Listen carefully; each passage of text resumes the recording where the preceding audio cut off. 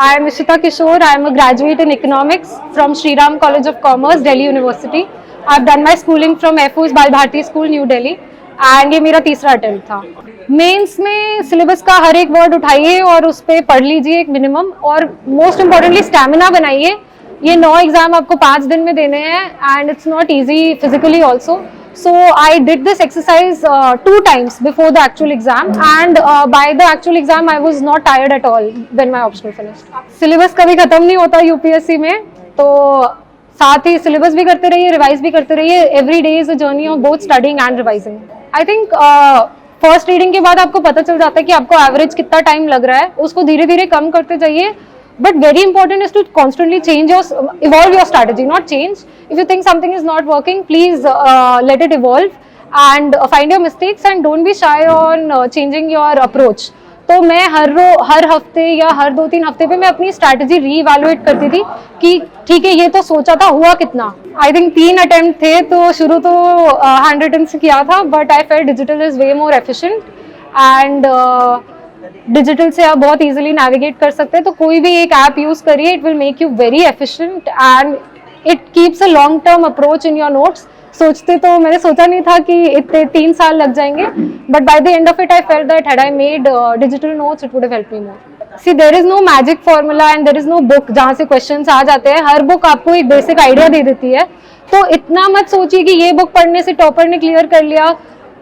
आपका अपना मतलब बेसिक आइडिया करिए कोई भी एक बुक फॉलो करके उस सब्जेक्ट के लिए, and then try to keep on adding on कि कहाँ कहाँ उस बुक में मेंशन नहीं था, वो आप गूगल करिए। इतनी सारी वेबसाइट और इतने सारे रिसोर्सेज है, but use it only selectively where you need some extra help. Hello everyone, I am Garima. I've secured rank 2 in UPSC CSE this year. Ethics GS paper 4 में मेरे marks 141 हैं, and DKT के through I want to share my strategy with you for this paper. तो सबसे पहले बात करते हैं the sources that I used. तो GS4 ethics के लिए मैंने कोई coaching material coaching classes refer नहीं की थी। I refer to the material of forum IS। Forum IS की एक रेड बुक आती है जो मार्केट में अवेलेबल है। मैंने उस फोरम IS की रेड बुक को एज अ बेस यूज किया था अपने डेफिनेशंस और बेसिक थ्योरी को कवर करने के लिए। एक बार मैंने उससे अपना बेस बिल्डअप कर लिया, मतलब सिलेबस के सारे टर्म्स को कवर कर लिया। तो जो मेरा सेकेंड टास्क था वो था उसको बिल्डअप करना विथ एग्जाम्पल्स एंड कोट्स, क्योंकि एथिक्स का एक सिंपल आंसर भी 2 लोग लिख सकते हैं with the same theory, but examples and quotes will make all the difference for them. तो मैंने उसको कलेक्ट करने के लिए क्या किया, सबसे पहले तो यूट्यूब चैनल है स्कूल ऑफ लाइफ, उसमें फिलोसफी पार्ट में इफ यू गो तो आपको बहुत सारे फिलोसफर्स मिलेंगे जिसकी वीडियो 3 या 4 मिनट में बनी हुई है। आई थिंक उसमें से सब कुछ इंपॉर्टेंट नहीं है, एक फिलोसफर से आप एक इंपॉर्टेंट लाइन ले सकते हैं। तो इवन जो जनरल बातें जो हम लोग कहते हैं कि किसी से एनवियस नहीं होना चाहिए, वही चीज अगर आप एक फिलोसफर के थ्रू लिखते हैं, फॉर एग्जाम्पल नीचा एक फिलोसफर है जो बोलते हैं कि किसी से एनवियस होना बुरी बात नहीं है, इट्स जस्ट दैट अगर आप किसी से एनवियस फील करते हैं तो आपको उनमें क्या अच्छी बात लगती है आप वो अपने आप में इनकॉर्पोरेट कर लें। यही चीज अगर आप एक फिलोसफर की लैंग्वेज में लिखेंगे तो मे बी आपको एक ज्यादा क्रेडिबिलिटी मिलेगी। तो यही सिंपल बातें, हैप्पीनेस क्या है, एंगर क्या है, गिल्ट क्यों होता है, these are the themes on which a lot of video is available। तो ये मैंने वहां से कवर किया, और जरूरी नहीं है कि आप हर बार उस फिलोसफर का नाम भी याद रखें। अगर आप 3-4 फिलोसफर का नाम अच्छे से याद रख सकते हैं, उसको कोट कर लेते हैं, तो आपके आंसर में क्रेडिबिलिटी बढ़ जाती है। उसी चैनल पर देयर इज अनदर पोर्शन जहां पर फेमस पर्सनैलिटीज की लाइफ स्टोरीज डिस्कस्ड हैं। तो for example Marie Curie, Sylvia Plath, इनकी लाइफ स्टोरीज डिस्कस्ड हैं, उनसे भी आप कुछ कुछ इंस्पिरेशन ले सकते हैं। तो जनरली हम एथिक्स में वही सेम एग्जांपल कोट करते हैं जो सब लोग कोट करते आ रहे हैं, there is nothing new that we can write. तो यहाँ से आपको एक फ्रेश पर्सपेक्टिव मिलेगा, you will be able to collect examples from lives of people across the world. तो ये सेकेंड चीज मैंने की।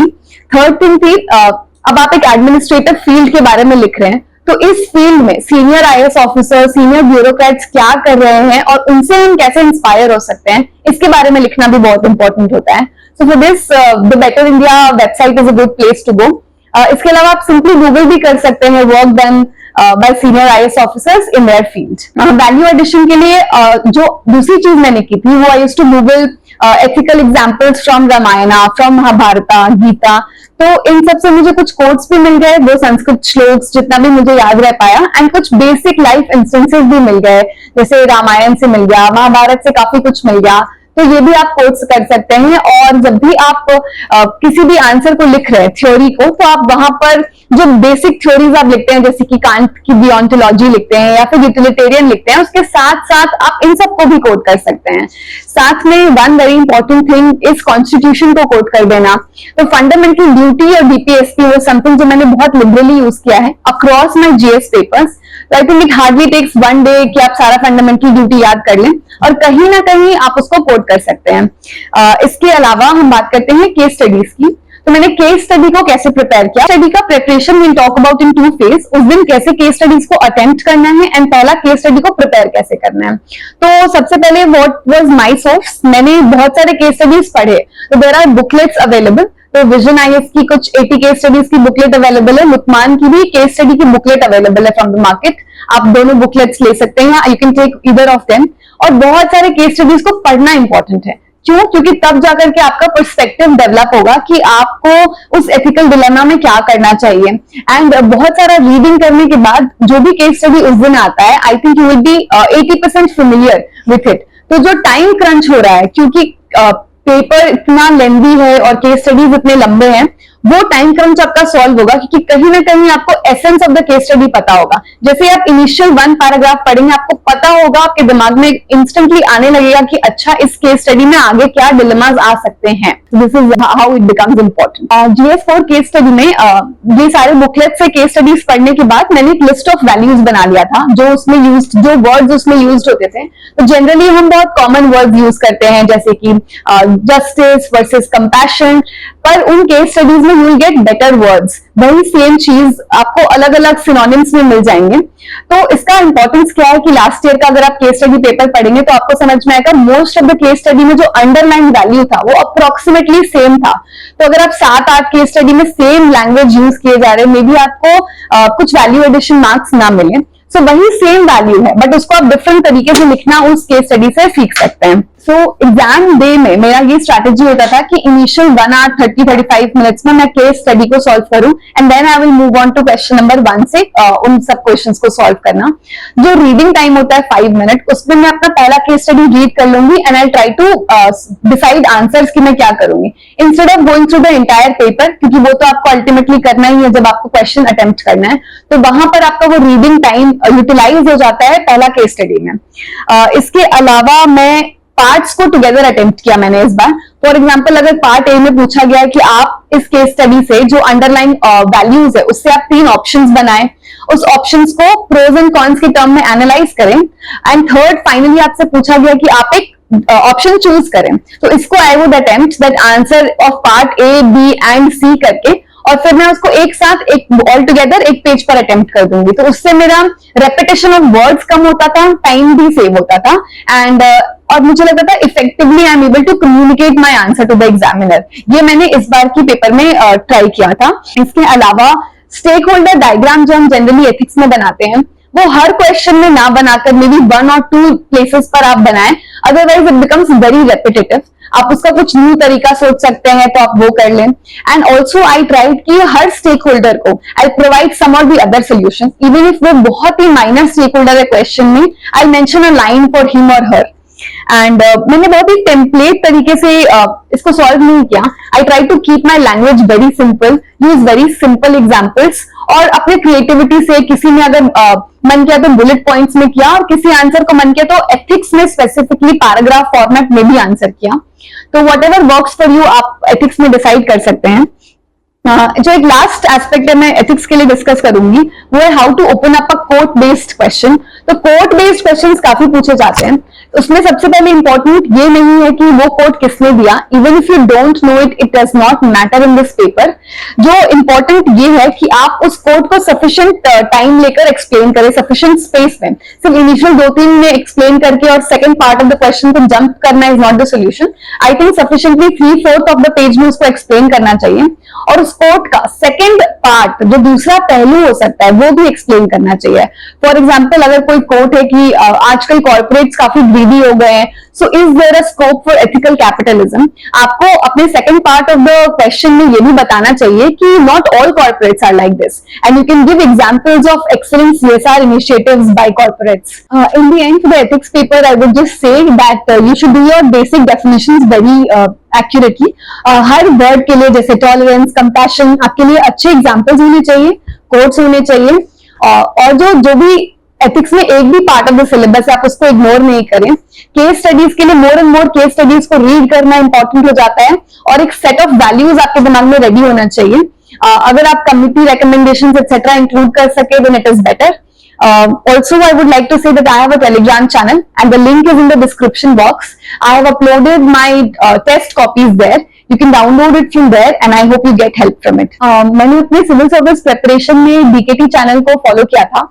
मुझे कॉमर्स ऑप्शनल की स्ट्रैटेजीज डीकेटी के थ्रू रेगुलरली मिलती थी, तो I used to follow a lot of strategies from that. Even general studies की स्ट्रैटेजी मिलती थी. जो भी हर साल के टॉपर्स होते थे उनकी स्ट्रैटेजी आई थिंक एक बहुत ही क्रिस्प और जेन्युइन फॉर्म में डीकेटी पर अवेलेबल हो जाती थी. So I think इस democratization of content के field में DKT is doing a great job and I'm thankful to DKT for this. Hello, my name is Uma Harathi. I have secured All India Rank 3 in UPSC Civil Services Examination 2022. I did my BTech in Civil Engineering from IIT Hyderabad.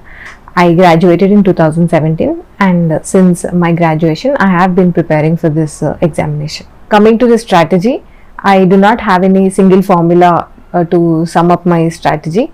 I would say understanding the demand of the exam and making small improvements everywhere, and also practicing a lot because it's a competitive exam would summarize my strategy. Coming to the main strategy, I struggled for a while to secure better marks in mains. So what I emphasized this time was presentation of my answers. I started writing in a brief manner in bullet points, and I included a lot of examples which I feel add value to whatever we are trying to explain. I had prepared introductions and conclusions beforehand for all the syllabus topics, and I used them in the actual exam irrespective of what question was asked on that particular topic. My introduction and conclusion remained the same. And secondly, practicing a lot. So I wrote nearly 25 to 30 full length tests before appearing for the mains examination. So I would say these small value additions and presenting your answer in a good way, because the person who's checking your paper should feel like reading your answer and awarding marks. This should be your mindset as well. So present your answers well and practice a lot. Whatever you think of doing in the actual exam, you should have implemented it again and again in the mock tests, so that when you go to the actual exam, you're on a autopilot mode, just executing perfectly. Talking about answer writing, the first and the foremost thing is to address the demand of the question. So unless the demand of the question is met, marks will not be given. And secondly, even when you are writing in a way the demand is fulfilled, you have to also make sure that you're presenting it well.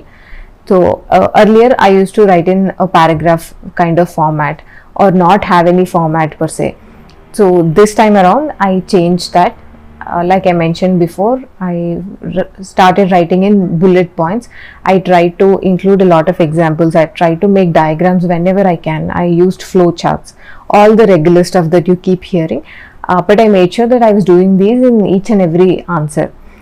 I basically prepared introductions and conclusions well before. So for every syllabus topic, I had these introductions and conclusions. And this actually helped me improve my speed in the final exam as well. Because when, let's say, if a question is coming from separation of powers, my introduction and my conclusion were already ready. So no matter what the question was, I will address the demand in the body. But my introduction and conclusion are already decided, and I used to finish them in just a matter of seconds. Coming to test series for mains, any test series is fine. The point is you have to write a lot of them and practice.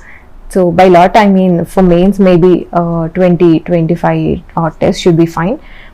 So pick any test series and consistently go through the entire cycle of their test series and try to learn from your mistakes. So whatever they're pointing out, improve here, improve there. work on those inputs. If you're not working on those inputs, even if you write like 60-70 tests, that is useless. So pick any test series and finish all the tests of the test series, and try to learn from your mistakes. So these are some of the insights that I have developed over the years. I hope you may find some of them useful. If you find them useful, please incorporate in your preparation. Thank you for watching DKT. Hello, I am Smriti Mishra. मेरी UPSC civil service परीक्षा में 4थी rank आई है। Mains preparation के लिए तो आप prelims के पहले मेंस प्रिपरेशन स्टार्ट करते हो। इनफैक्ट सिविल सर्विसेज की जर्नी ही आप मेंस प्रिपरेशन से स्टार्ट करते हो। सब वर्ल्ड हिस्ट्री पढ़ते हैं, और तो ये एक बहुत इंपॉर्टेंट चीज़ है कि आप प्रीलिम्स के 5-6 महीने पहले तक मेन स्पेसिफिक टॉपिक ख़त्म करके रख लें, जैसे एथिक्स है, वर्ल्ड हिस्ट्री है, सोसाइटी है, और ये वाली चीज़ें आपके नोट्स बनाकर, और ऑप्शनल ये इन सब के आपके नोट्स अगर बहुत डायनेमिक नहीं है ऑप्शनल, तो आपके नोट्स इनफैक्ट एक पेपर भी ऑप्शनल का फिनिश हो जाए तो वो सफिशिएंट रहता है, मैनेजेबल रहता है। GS1 से स्टार्ट करते हैं तो बहुत ज़्यादातर स्टैटिक रहता है, लेकिन कुछ कुछ डायनेमिक पोर्शन हैं जैसे सोसाइटी है, एंड इनफैक्ट ज्योग्राफी में जो करंट इवेंट्स हैं वो बहुत जो न्यूज़ में रहते हैं उनको छोड़ दें तो ज़्यादातर स्टैटिक था। और मैंने प्रीलिम्स प्रिपरेशन के साथ साथ ही इसके भी नोट्स बना के रखे थे। NCERT फॉलो की थी ज्योग्राफी के लिए। मैंने बहुत ज़्यादा GC लियोंग नहीं पढ़ पाई थी, समझ में भी मुझे कम आती थी GC लियोंग, तो ज्योग्राफी के लिए मैंने पूरी NCERT पे ध्यान दिया। PMF IAS एक बहुत अच्छी वेबसाइट है, मैं मैंने सब्सक्राइब किया। इनफैक्ट मैंने बुक्स परचेज की हैं उनसे, अभी उनकी ज्योग्राफी की भी बुक आई है, तो वो वाला PDF मैंने परचेज किया था उनसे। और फिर उसके बाद हिस्ट्री के लिए मैंने शेखर बंदोपाध्याय पढ़ी थी, क्योंकि थोड़े एनालिटिकल सवाल आते हैं। वर्ल्ड हिस्ट्री के लिए मैंने टॉपर्स के नोट्स एक बहुत जो स्टैंडर्ड वो होते हैं, बिकॉज वर्ल्ड हिस्ट्री मेरा बहुत स्ट्रॉन्ग सूट नहीं था, तो मैंने टॉपर्स के नोट्स 2-3 जगह से कलेक्ट कर लिए थे। एंड इस बार सवाल नहीं आया था वर्ल्ड हिस्ट्री से, तो मैं उस सेंस में लकी भी थी। सोसाइटी के लिए मैंने एक टेलीग्राम पे चैनल है UPSC हाइलाइट्स बाय विकास कानाकोलू, उनके वो टैग कर देते हैं, जैसे कोई टॉपिक होता है तो वो न्यूज़पेपर के क्लिपिंग्स और उस पर नोट्स लिख कर देते हैं। तो जब मैं नोट्स बनाने बैठती थी मैं वो सर्च कर लेती थी, रिवर्स सर्च कर लेती थी, जैसे सेक्युलरिज्म है, कम्युनलिज्म है, वो मैं सर्च कर लेती थी, तो उससे रिलेटेड न्यूज़पेपर, ओपिनियन पीसेस, सारी इंफॉर्मेशन एक जगह आ जाती थी। This is better than Google पे सर्च करना, बिकॉज वो बहुत ऑप्टिमाइज करके गूगल पे रिजल्ट आते हैं, और आपके जो रेलेवेंट रिजल्ट्स हैं वो नीचे चले जाते हैं। तो इसके लिए तो GS1 की प्रिपरेशन मैंने इस तरह की। GS2 में मेरे 130 मार्क्स आए हैं, और वो इसलिए भी क्योंकि मेरा बैकग्राउंड अब लॉ में भी हो गया है, तो लॉ की पढ़ाई वैसे ही बहुत काम आई। तो मैंने लक्ष्मीकांत के अलावा मेरे कॉलेज के नोट्स थे जो मैं बनाती थी, उससे बहुत हेल्प ली। मेरी बुक्स भी थोड़ी एडवांस थी, तो ये मैं, हालांकि ये अच्छी स्ट्रैटेजी नहीं है जो कि अगर आपका लॉ बैकग्राउंड नहीं है तो आप लॉ की जो बच्चे पढ़ रहे हैं वो वाली किताबें ले लें, ऐसा मत करें। ये मैं लकी हो गई थी कि मुझे नंबर आ गए इसमें, तो लॉ की पढ़ाई मेरे उससे कवर हो गई थी। पॉलिटी इनफैक्ट काफ़ी हद तक कॉन्स्टिट्यूशन मेरा कॉलेज के थ्रू कवर हो गया था। बाकी उसके लिए IR के लिए और गवर्नेंस के लिए, एजुकेशन, हेल्थ, मैंने कोचिंग ली थी। मैं करंट अफेयर्स डिपेंड सर की क्लासेस में एनरोल्ड थी, तो ये उससे मेरा काफ़ी सब्सटैंशियल पोर्शन कवर हो गया था। इसके अलावा मैंने कुछ टॉपर्स के नोट्स भी एग्जाम के मेंस के दौरान ही, मतलब वो जो विंडो होता है प्री और मेंस के बीच का, मैंने टॉपर्स के नोट्स, उनकी आंसर शीट्स, जैसे श्रुति मैम के आंसर शीट्स हैं और महक मैम की जो नोट्स हैं वो मैंने एक्सटेंसिवली रेफर किए। उनके नोट्स बहुत अच्छे थे, specially for GS2 governance portion, वो मैंने रेफर किए थे, और उससे मैंने खुद के अपने हैंड रिटन नोट्स बनाए थे। एक कंसोलिडेटेड वो तैयार किया था GS2 के लिए। तो इस तरह मैंने GS2 की प्रिपरेशन की। GS3 में इकोनॉमी के लिए अगेन मैं करंट अफेयर्स क्लासेस पे डिपेंडेंट थी, तो काफ़ी सारा करंट अफेयर्स उससे कवर हो गया था। इसके अलावा मैं फिर से मैंने श्रुति मैम के इकोनॉमिक्स के नोट्स डाउनलोड किए थे और सारे 2-3 टॉपर्स के नोट्स मैंने बैठ के कंपाइल किए थे। सेम विथ डिजास्टर मैनेजमेंट में भी जो एग्जाम्पल्स हैं, बिकॉज उनके नोट्स में बहुत ज़्यादा एग्जाम्पल्स और ये एनेक्डोट्स वगैरह थे, केस स्टडीज वगैरह थी, तो आधा मैंने करंट अफेयर्स क्लासेस में कवर हो गया और बाकी मैंने टॉपर्स के नोट्स डाउनलोड किए। फिर इसके साथ साथ जो आंसर्स वो होती हैं टेस्ट सीरीज, में टेस्ट सीरीज भी देती थी, उनके जो मॉडल आंसर्स होते हैं मैंने उसको भी रेफर करके एक होलिस्टिक अपना GS3 प्रिपेयर कर लिया। तो ये मैं बहुत थैंक करना चाहूंगी प्रीवियस ईयर्स के टॉपर्स को कि उन्होंने बहुत ही जेनरसली अपने नोट्स अपलोड कर दिए थे। एंड अच्छी बात ये थी कि वो अपडेटेड भी थे, बिकॉज उनका मेंस डिले हो गया था, तो हम लोग सेम ईयर में मेंस अटेम्प्ट कर रहे थे, तो ये मुझे एक बहुत ज्यादा एडवांटेज मिल गया था। इसके साथ साथ आपको एक टाइम डिफाइन कर लेना होता है कि जितने मार्क्स का क्वेश्चन होता है, जितने मार्क्स का, जैसे डिजास्टर मैनेजमेंट एक टॉपिक है, आप उसी पढ़ने को बैठें तो आप पूरे दिन लगा सकते हैं ये चीज पढ़ने के लिए।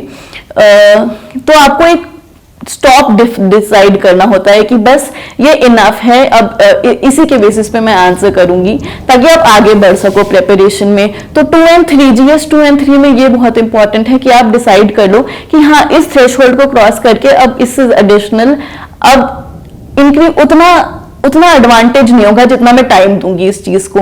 ये आपको डिसाइड करना होता है, ये आपका पर्सनल चॉइस होता है, बट एक बहुत हेल्प मिलती है अगर आप किसी से गाइडेंस ले लो। तो एक कोई ना कोई सीनियर या फिर कोई ना कोई फैकल्टी मेंबर से आप टच में रहिए, या फिर अपने पीयर ग्रुप में ही जिन्होंने पहले मेंस लिखा है उनसे पूछ लीजिए कि क्या कितनी चीज सफिशिएंट होती है।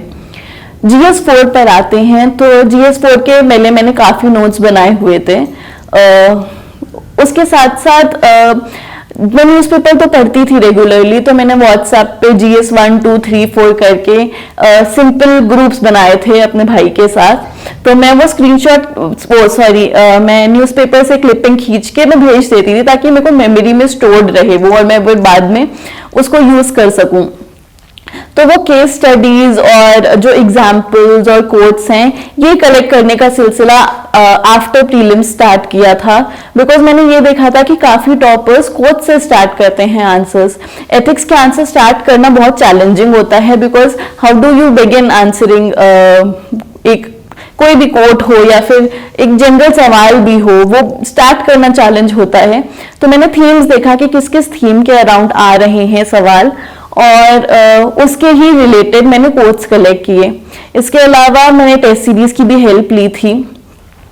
एक फोरम IAS की रेड बुक होती है, वो आपको अगर बेसलाइन मटेरियल चाहिए तो वो बहुत अच्छा मटेरियल है, आप उस पर ऐड करिएगा। आप वो लेके उस पर बहुत सारे टॉपर के नोट्स हैं, और जो न्यूज़पेपर में एग्जाम्पल्स आते रहते हैं, सोशल मीडिया पे भी बहुत अच्छे अच्छे एग्जाम्पल्स आते रहते हैं, वो आप कलेक्ट करके एक बिकॉज एथिक्स में आई थिंक आंसर हर कोई लिख लेता है, इसमें आप कितना वैल्यू एनरिचमेंट कर सकते हैं ये बहुत मैटर करता है। तो इस हिसाब से मैंने एथिक्स की तैयारी की थी। फ्यूचर एस्पिरेंट्स से मेरी यही सलाह है कि आप अपने ऊपर विश्वास रखिए और इस अपने ऊपर ट्रस्ट रखिए और इस प्रोसेस को ट्रस्ट करिए और मेहनत करते रहिए। और इसी के साथ मैं सबको ऑल द बेस्ट बोलना चाहूंगी, एंड आई होप कि आप सबका रिजल्ट अच्छा रहे और सब सफलता प्राप्त करें। Thank you. Hello, my name is Dr. Mayur Hazarika. I have scored the AIR 5 in the UPSC CSE 2022. My resources for my means were the same as what I have been using prelims के लिए जो भी resource use हो रहा था। अभी GS1 के लिए आर्ट एंड कल्चर के लिए मैं अपने कोचिंग के नोट्स के ऊपर डिपेंड कर रहा था। उसके बाद मॉडर्न इंडियन हिस्ट्री के लिए मैं सोनाली बंसल मैम की एक बुक आती है बाय मैग्रोवेज पब्लिकेशन, तो मैं वो यूज़ कर रहा था। भी उसके बाद एंशिएंट और मिडिवल इंडियन हिस्ट्री के लिए आई वाज यूजिंग पूनम दलाल दहिया की एक मैम की एक किताब आती है बाय मैग्रो हिल्स पब्लिकेशन, तो मैं वो यूज़ कर रहा था. And after that there was for other topics like society and post-independence and post-independence history and world history, I relied upon whatever notes were easily available in the market. And for geography in GS1, I was using PMFIS, not the new physical, जो physical के हिसाब से अब किताब आ रहा है PMF से, वो वाला यूज़ नहीं कर रहा था. जो previously एक entire compilation आता था जिसमें Indian geography भी included था, वो किताब में यूज़ कर रहा था, वो notes में यूज़ कर रहा था. एंड विथ GS2 पॉलिटी के लिए बेसिकली तो वो लक्ष्मीकांत ही मैंने पढ़ा था. गवर्नेंस के लिए कुछ कोचिंग वगैरह के नोट्स जो भी अवेलेबल होते हैं ऑनलाइन रिसोर्सेज पे. एंड उसके अलावा सोशल जस्टिस के लिए भी वो जो भी नोट्स अवेलेबल होते थे. और फॉर IR के लिए मैं यूज़ कर रहा था, मतलब IR मेरा, जैसे कि मेरा IFS फर्स्ट प्रेफरेंस है, तो मैं बहुत IR मेरा टॉपिक ऑफ इंटरेस्ट भी था, तो मैं ऐसे बहुत सारे रिसोर्सेज ऑनलाइन रेफर कर रहा था, बी इट ऑन यूट्यूब और from other resources and articles. तो वही मेरा बेसिक रिसोर्सेज था फॉर इंटरनेशनल रिलेशन. अभी GS3 के लिए मैं for economy I was using coaching material, and science and tech के लिए मैं कोचिंग मटेरियल ही यूज़ कर रहा था. अभी उसके बाद एनवायरनमेंट के लिए PMFIS की जो एनवायरनमेंट की किताब आती है वो यूज़ कर रहा था. एंड बाकी जो टॉपिक्स होते हैं जैसे इंटरनल सिक्योरिटी हो गया, डिजास्टर मैनेजमेंट के लिए होगा, तो इट वाज जो भी मटेरियल अवेलेबल होता था कोचिंग से, मैं वहीं से पढ़ लेता था वो सब टॉपिक्स. अभी एथिक्स के लिए आई वॉज फॉलोइंग जो कोचिंग का जो बुकलेट होता है, I was referring next IS booklet जो यूज़ करते हैं, तो उसी को यूज़ कर रहा था. लेकिन उसके ऊपर भी बहुत कुछ एनेक्डोट्स या फिर वैल्यू एडिशन करने होते हैं. So these were the basic resources that I was using, but the main focus point for me during the entire mains was my value addition. So I was using basically 4 or 5 techniques for value addition. Firstly, data and statistics, मतलब कुछ भी topic के around जो भी data and statistics आता है, for example women के around ही बहुत सारे topics के around हमें so many statistics that we can come across, तो वो सब मैं collect कर लेता था. उसके ऊपर reports जो होते थे वो भी मैं कलेक्ट कर लेता था. फॉर एथिक्स के लिए on the other hand, thirdly मैं एनेक्डोट्स और स्टोरीज के ऊपर बहुत कुछ रिलाई करता था. वर्ल्ड हिस्ट्री के कुछ टॉपिक्स हो गए, कुछ इंसिडेंट्स हो गए, तो वो भी मैं यूज़ करता था. अभी उसके बाद केस लॉज, GS2 में केस लॉज काफ़ी काम आते हैं, तो कुछ 30-40 केस लॉज कर लेना, मतलब मैंने कर लिया था. अभी उसके बाद जो था कि मैं उसके अलावा भी गवर्नमेंट स्कीम्स को भी कोट करता था, तो वो भी मेरा I use this techniques for value addition in my answers of mains. So this is my basic strategy. So talking about my timeline for my mains preparation, अभी मैं ऐसा वर्किंग कैंडिडेट था, तो मैंने कुछ पहले से ही स्टार्ट कर दिया था, तो मेरा ऐसा कुछ 1 ईयर का प्रिपरेशन नहीं था. आई think it was spread for around like 1.5 year और 2 ईयर्स. तो anyways what I would recommend is कि हो सके तो मेंस का मोर और less syllabus a candidate can try to finish more or less the syllabus of mains by December or like mid of January, क्योंकि mid of January से वो time आ जाता है कि जब हमारे candidate needs to focus more on prelims. So I think that would be the timeline that I would suggest. अभी मेरा timeline काफ़ी अलग था क्योंकि मैं वर्क कर रहा था, अभी वो इशू कुछ काफ़ी अलग हो जाता है. अभी फॉर आंसर राइटिंग के लिए बेसिकली क्या था कि मैं वैल्यू एडिशन के ऊपर बहुत कुछ यूज़ कर रहा था. फॉर एग्जांपल लेट्स से कोई भी एक इशू आ गया हो, लेट्स से एग्जांपल के लिए मैं बोलता हूँ challenges associated with artificial intelligence. तो जो थीमेटिक टॉपिक्स तो सबको पता ही है कि वो पेस्टल होता है, मतलब पॉलिटिक्स से पॉलिटिकल, इकोनॉमिक, सोशल हो गया. उसके बाद टेक्नोलॉजिकल, एनवायरमेंटल, लीगल, तो वैसे टाइप के अभी और कुछ टॉपिक्स आप लोग खुद से सोच सकते हैं अपने आप से, ऐसे कुछ जैसे गवर्नेंस हो गया या फिर डेमोग्राफी रिलेटेड हो गया, तो वो सब आप सोच सकते हैं अपने आप से. तो यही कुछ थीम के ऊपर मेरा आंसर्स नॉर्मली फोकस था, not for all answers but this was useful in a lot of those answers that I was writing. तो जब भी अभी AI के अराउंड पॉलिटिकल कुछ इशू है तो उसको मेंशन कर देता था, लेकिन वैल्यू एडिशन के तौर पे मैं क्या करता था कि कुछ स्टैटिस्टिकल डेटा या फिर कुछ रिपोर्ट आ गया हो कि लेट्स से इस कंट्री के ऊपर they are coming up with some legal frameworks जिसके through they will be trying to regulate AI in that country, तो वो मैं मेंशन कर देता था. अभी इकोनॉमी के लिए अगर देखा जाए तो जॉब लॉस हो सकता है AI के अराउंड, तो वहाँ पे कुछ ऐसा रिपोर्ट अगर है कि वर्ल्ड इकोनॉमिक फोरम का अगर कुछ रिपोर्ट है कि this many amount of jobs will be lost because of AI, तो आप वो भी कोट कर सकते हैं. तो this is what I mean by value addition. जब भी आप कुछ स्टेटमेंट कर रहे हैं अपने मेंस के आंसर में, तो आपको उसको सब्सटेंशिएट भी करना होता है, और वो सब्सटेंशिएशन आप कर सकते हैं through all the value addition points that I have said. For example data हो गया, रिपोर्ट्स हो गया, एनेक्डोट्स हो गया, उन सब के थ्रू आप अपना वो सब्सटेंशिएट कर सकते हैं. तो this was my basic strategy for answer writing and value addition. अभी बाकी सब तो बेसिक को सबको पता ही है कि इंट्रोडक्शन अच्छा होना चाहिए, बॉडी में पॉइंटर्स के हिसाब से लिखना होता है, और कंक्लूजन में भी कुछ अच्छा वे फॉरवर्ड या फिर कुछ सोल्यूशन के हिसाब होना चाहिए। आंसर काफ़ी ऑप्टिमिस्टिक नोट पे एंड होना चाहिए। अगर पेसिमिस्टिक अलाउड है, पर अगर ऑप्शन है कि आप ऑप्टिमिस्टिक नोट पे ख़त्म कर सके आंसर को, तो आई वुड डेफिनेटली रेकमेंड कि आप ऑप्टिमिस्टिकली ही आंसर को एंड करें। अभी मैंने कितना मॉक्स दिया था फॉर मेंस, तो ये भी काफ़ी मेरे लिए मतलब ट्रिकी क्वेश्चन है, क्योंकि मैं वर्क कर रहा था, I was a working candidate, तो मेरे पास टाइम कॉन्स्ट्रेंट था, तो मैंने कुछ 3-4 ऐसे मॉक्स ही लिखे थे, बट मैंने ज्वाइन कर लिया था टेस्ट सीरीज वगैरह, तो आई थिंक मैंने उसको ना लिखते हुए भी I relied much more on analysis of the model answers that have been given. और वैसे मैं ब्रेनस्टॉर्म कर लेता था कि अगर ये क्वेश्चन आएगा तो मैं ऐसे ऐसे लिख लेगा, तो इंस्टेड ऑफ एक्चुअली राइटिंग मैं वो ब्रेनस्टॉर्म से कंपेंसेट कर लेता था। I won't recommend this to anybody if they have time available, तो definitely you should go for answer writing, क्योंकि उससे आपका स्पीड वगैरह भी आपको कंट्रोल में आ जाएगा, कितने स्पीड से लिखना होता है। और स्पीड के थ्रू अगर पेन के बारे में बात करें, तो I was using Raynos Trimax pen for my mains answer writing. I would like to say thanks to DKT, and wishing all the future aspirants all the best, and that's all. Thank you.